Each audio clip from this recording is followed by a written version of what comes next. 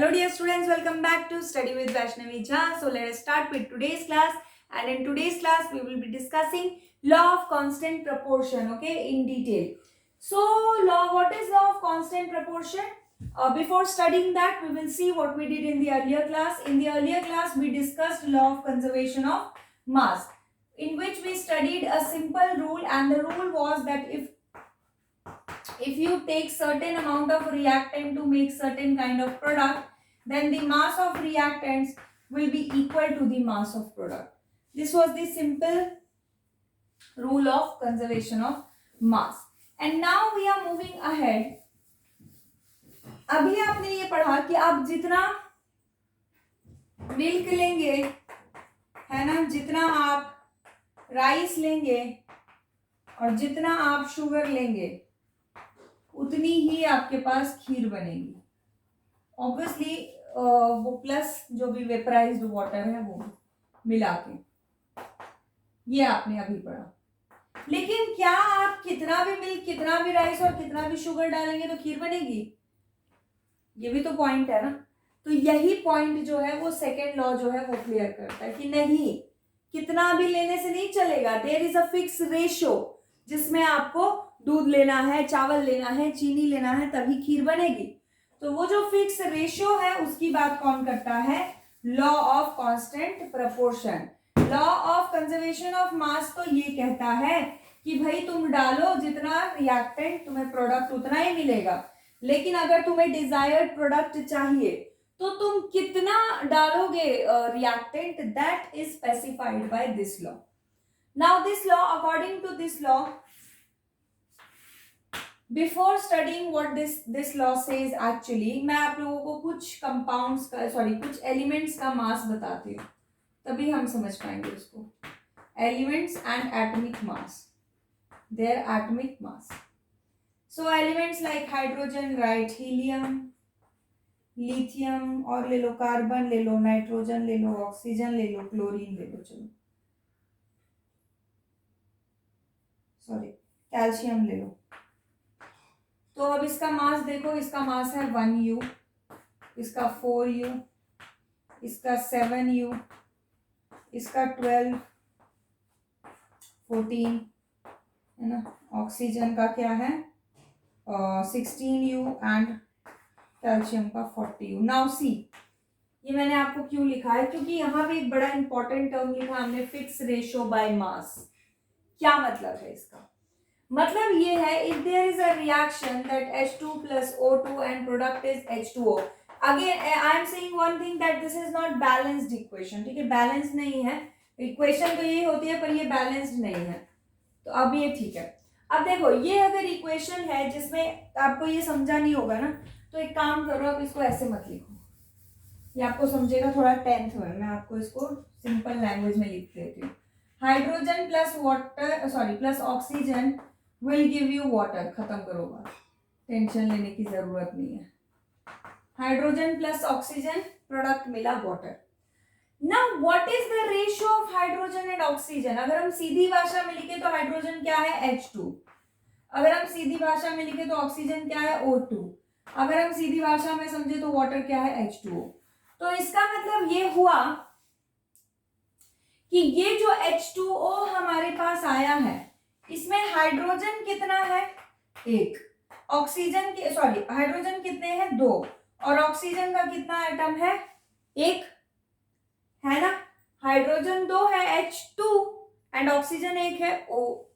तो ये हमें मिला number of hydrogen and number of oxygen in water. Now what will be the mass according to this? अगर एक हाइड्रोजन का मास, अगर एक हाइड्रोजन का मास 1u है, तो 2 हाइड्रोजन का मास कितना होगा? It will be 2u. This is not 4, okay, this is u. Now अगर एक ऑक्सीजन का मास है 16u, तो ये हो जाएगा 16u. Now you studied that ये दोनों अगर कंबाइन करके कोई कंपाउंड बना रहे हैं जो कि है H2O, तो इनका रेशो फिक्स रहता है. और वो रेशो किसका रहता है? फिक्स कैसे रहता है? By mass.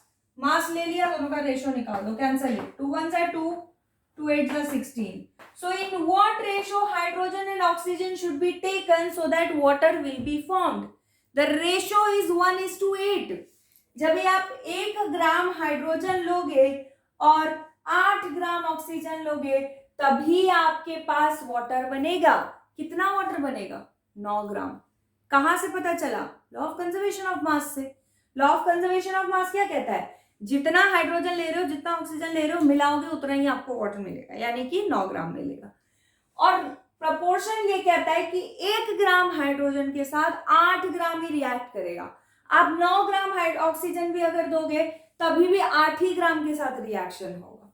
And this is what is law of constant proportion. मैं आपको एक और एग्जांपल देती हूँ इसका. मान लो जैसे कोई कंपाउंड बना, जैसो को तैसो. देखो, मान लो कोई कंपाउंड बना NH3. आपने नाम तो सुना नहीं होगा, तो नहीं सुना है तो कोई बात नहीं, आप बस समझो अभी ये कोई कंपाउंड है, ठीक है. आपको ये बताना है कि भाई मैं कितना, ये तो दिख रहा है ना कि इसमें 1 नाइट्रोजन दिख रहा है और 3 हाइड्रोजन दिख रहे हैं. इतना तो दिख ही रहा है, चाहे बेशक से हमें पता नहीं NH3 होता क्या है, वैसे अमोनिया होता है, लेकिन कोई बात नहीं. आपको नहीं पता तो घबराने वाली कोई बात ऐसी है नहीं. आपको ये तो पता है ना एटम कौन से है, दिखाई तो दे रहा है नाइट्रोजन है, हाइड्रोजन. कितना नाइट्रोजन है? 1. कितना हाइड्रोजन है? 3. अब देखो मास निकाल, आपको बताना है भैया कितना नाइट्रोजन और कितना हाइड्रोजन डालोगे जो आपके पास ये बन जाएगा. तो भाई नाइट्रोजन और हाइड्रोजन के मास को कर दो क्या? डिवाइड. खत्म. रेशियो निकाल दो दोनों का. अब नाइट्रोजन तो एक ही है, एक नाइट्रोजन का मास देखो कितना है? 14. हाइड्रोजन तो 3 है, एक का मास है 1, तो 3 का मास कितना हो जाएगा? 3. So 14 is to 3 is the ratio in which nitrogen and hydrogen should be mixed to form what? NH3, ammonia. Now question arises, क्या इसका मतलब ये है कि 14 ग्राम नाइट्रोजन 3 ग्राम हाइड्रोजन के साथ रिएक्ट करेगा? बिल्कुल बिल्कुल बिल्कुल यही मतलब है कि 14 ग्राम जो नाइट्रोजन है वो 3 ग्राम हाइड्रोजन के साथ रिएक्ट करेगा. तो अगर आपसे क्वेश्चन पूछ ले कि 28 ग्राम नाइट्रोजन कितने के साथ रिएक्ट करेगा, तो भाई हमें तो आता ही है, हाइड्रोजन निकालना है, उसको x रख दो, क्रॉस मल्टीप्लाई करेंगे. 14 2 28, x इधर 3 इधर, कितना आ जाएगा? 6. और सिंपल तरीका बताऊं? और सिंपल तरीका बता देती हूँ. सेम मेथड, थोड़ा सा ही बस उसमें डिफरेंस करेंगे. 14:3, ये तो हमें पता ही है. क्वेश्चन में पूछा कि 28 ग्राम नाइट्रोजन के साथ how much hydrogen will be needed, how much, तो x.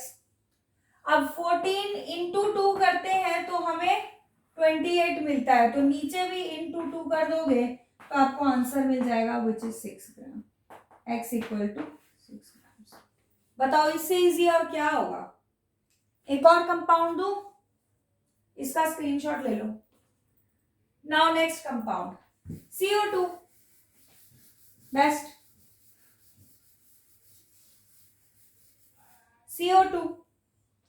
CO2 में हमें दिख रहा है कार्बन कितना है? 1.